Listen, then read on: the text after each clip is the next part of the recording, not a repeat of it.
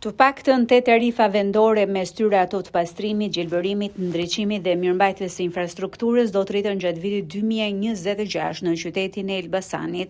Me votat e mazhorancës, Këshilli Bashkiak miratoi paketën fiskale për vitin e ardhshëm, e cila pritet të ndikojë drejt për së drejti në xhepat e qytetarëve.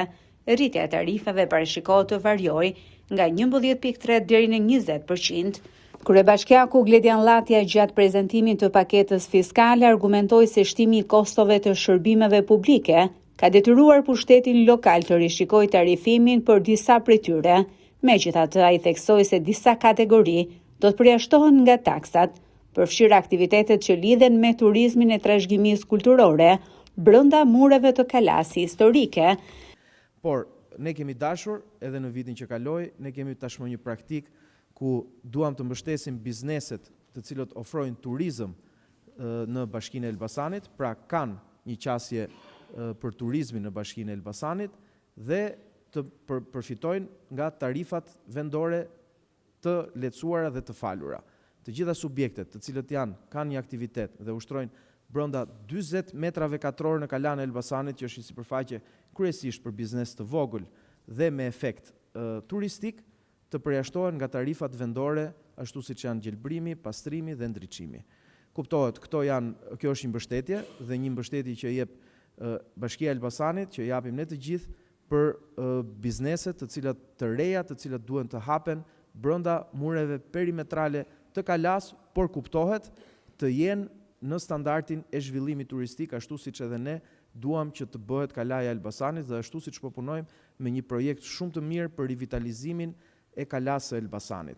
Kjo është një mbështetje fiskale ku shtresat në nevojë janë të përjashtuara, pensionistët e vetmuar janë të përjashtuar, emigrantët ose shtetasit shqiptar të cilët jetojnë jashtë vendbanimit, jashtë vendit dhe janë me gjendje civile në Elbasan, por banojnë me dokumenta të rregullta dhe familjarisht në një vend tjetër nga Shqipëria, në një shtet tjetër, edhe këto përjashtohen nga tarifat e pastrimit, gjelbrimit, pra dhe nga tarifat të cilat ofron ngarkohen nga Bashkia e Elbasanit. Nga ana tjetër, këshilltarët e opozitës votuan kundër. Sipas tyre, qytetarët nuk mund të paguajnë më shtrejt për shërbime që siç pretendohet, nuk ofrohen në cilësinë e duhur. Ata kritikuan edhe mënyrën e tarifimit, duke theksuar se është e padrejtë që një familje me pak antar të paguajë njësoj si një familje me shumë antar. Kundër tarifimit të barabartë u shprehen edhe për biznesin. Taksash, ashtu shërbimi i ndriçimit, ashtu shërbimi i pastrimit. Kur pastrimi sot tek ne nuk ka as mjetet e duhura, ka kontrata të cilat vazhdojnë dhe nuk mbikëqyren nga askush.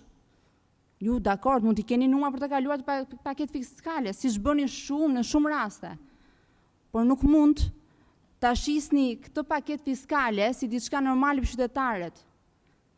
20% nuk është as pak një vlerë e vogël për rritjen e taksave qytetarëve.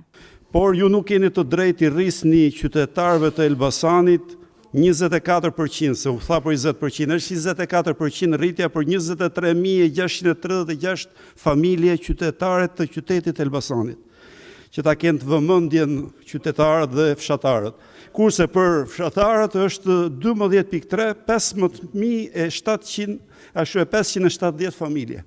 Pjesëtar, me 3 pjesëtar, ka familje dhe me 10 pjesëtar.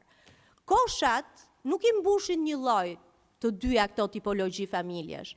Meqense juve keni njësi administrative, staf mjaftueshëm, pse nuk kategorizoni dhe t'i vi një faturë individuale çdo familjeje?